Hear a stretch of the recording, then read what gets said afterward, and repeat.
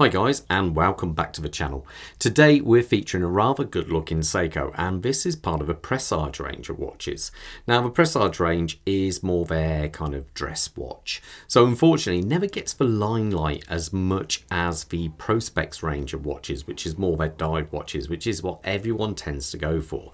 But I seen this and I thought it looked really good, so I thought we'll review this one. Unfortunately the Prospex range at the minute is a little bit stagnant and there's not much going on there. The Presage, there's been a couple with the Cocktail Time and this one here, which I think look absolutely superb. Now, this is part of a Craftsmanship range of watches, and it's called the Urushi GMT, which we'll talk about in a minute with relationship to that dial. Now, overall, it just looks a great watch. But before I get too far into this review, I've got to say a massive thank you to the team over at First Class Watches of Kenilworth. If you're in the Midlands area, I would strongly recommend visiting their actual dealership there. They've got some really nice watches, lots of interesting brands. If you're a bit too far afield, well, don't worry, I'll leave a link in the description below and at the bottom of the page now. All I ask is that you do mention the channel if you do contact us. It really would help. So anyway, let's talk sizes first. We are talking a 14mm case size by a thickness of 12.7mm, a lug-to-lug, that's longest point across the watch there, 47.8, and a strap size of 20mm. Now, the dial is simply gorgeous. I am a bit of a sucker for a heavy gloss dial, and this one just looks superb. I love the way how you see the reflection of the hands against that dial as it travels around. It just looks absolutely superb. Now the Urushi part of this, or I think that's how you pronounce it, is basically an old-fashioned way how they used to lacquer the dial. They put the base plate on and then you'd lacquer it and then you'd sand it back. A little bit like enameling really, but a similar way of flatten it.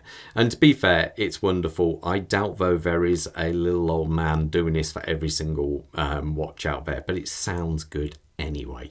So as we look at that dial, we have these lovely kind of white hands and minute markers, which look actually, it looks like the hour markers are applied they're just slightly raised off the dial, and it looks really good for it. Now I must point out there is no loom on this dial because this isn't a sports watch per se, so it is a dress watch. Loom is not a thing here. Now obviously we've got this other hand here. Now this is a GMT hand, so the way you read that is at the moment standard time, so you look at the normal white hands, would be 6 minutes to the hour of 3, but on this you use this hand here. Now on the dial, on the outer part of the chapter ring, are the 12, 1, 2, 3, 4 markers going around there, and basically anything this side of the watch is AM, anything that side of the watch is PM. So at the minute this is saying 6 minutes to 3 in the afternoon, in the morning. So but you can independently adjust that one. I simply love the way the kind of hand stack goes on this because you've got the 4 hands on it. I think it looks really good. To adjust it, you pull the crown. Now the crown, I must say, isn't a screw down crown, goes straight into hand wind there, and if you pull it out one click, if I'm right, is that, yeah, you can change the date just under there on a black background, which looks really good actually. Or if you turn it the other way, oh, there we go, you can change it like that. So it's quite a nice system how, it's quite a nice, easy to use system there. Now, as we come past that, I should point out, obviously it is a hacking movement as well, as you can see there. Now, as we go past this rather gorgeous dial, we have this double domed sapphire crystal on this. Now there is AR coating on the inside, and it does a pretty good, it does a pretty decent job actually of mitigating most of the reflections on there. Now as we come past this, we have a nice kind of, zoom in, there we go. You have a nicely polished case. The only brushwork on there is on the top of the lugs, and you do have this really kind of quite gorgeous chamfer they've got going on here. I think it's really nice, and again you get a nice curvature on this, so it does sit on the wrist pretty flat to be fair. overall, I think it does look good. As you come around here, we have a Seiko S, actual S on the outside of a crown there.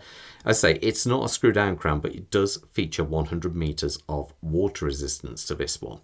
Now, as we come around to the back, we have an open case back on this, and beneath there you can actually see a 6R54. Now that is a 24 joule movement with about 72 hours of power supply on there. Now I did put this on the time grapher. I was getting a few different readings, to be fair. When I got it down to the final one after a demag and then putting it on there, it was looking better. It was coming out like 0 to 0.3.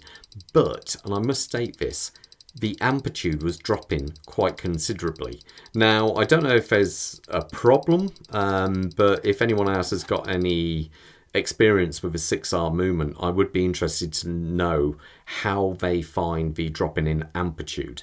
Now, what that could mean, it could mean that the spring is slipping within the barrel too much, because I think I had it up around about 270 and it was dropping down to 217, 205, which is quite low. So yeah, if anyone does know about it, please let me know. So anyway, but overall, the movement is generally solid. You can regulate these to really good timekeeping if you wanted to. So it's one of those things, you know, if you're really after maximal kind of, yeah, the best timekeeping you can get, if you unfortunately don't get one which is very, you know, really well regulated, you can always ask a watchmaker just to regulate it. It would not be a problem to get it working well. Now, as we come past this, we have this rather nice leather strap on here. And I have to admit, it is a really nice strap. I love the actual gold, you know, the gold stitch as such at the top here, the two loops, which lines up, which works really well with the two gold hands. It's a very, very classy watch, I think. Now, you get a deployable clasp on there, as you can see. Now, how you actually use this, it is signed up there. You pull it's got a pin underneath there, and you just simply put it into the desired hole for your size, and then all you do is, as you put it on the wrist, you close it off and you work it that way. It actually helps protect the leather strap. If you've got a normal buckle, it will wear a lot quicker. This is quite a nice one. Let me show you on my wrist so you've got an idea how it looks.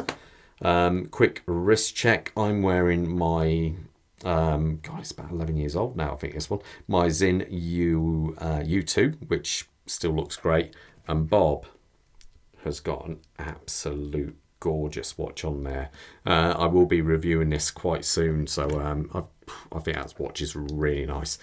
So anyway, let's put this on my wrist. My wrist size is 7.25 inches, and in centimeters that works out around about 18.5. Now, as you can see, when you put these in, you simply place the end of the strap in the keeper there, and then you press down. Oh, and I've got it the wrong way around, because Seiko, I don't know why they do this. They tend to put it on this way around when it's one of these clasps. And I personally can't say I'm a big fan, but I think they do that just so you can actually place it in there easier. To release it, you do have these two buttons you have to press there. But that's it on my wrist. And I think, honestly, I think it looks absolutely gorgeous. It is a very, very cool looking watch. Now, it does come with a higher price point than the cocktail times I've been reviewing of late. This one, I believe the RIP is around about £1,600.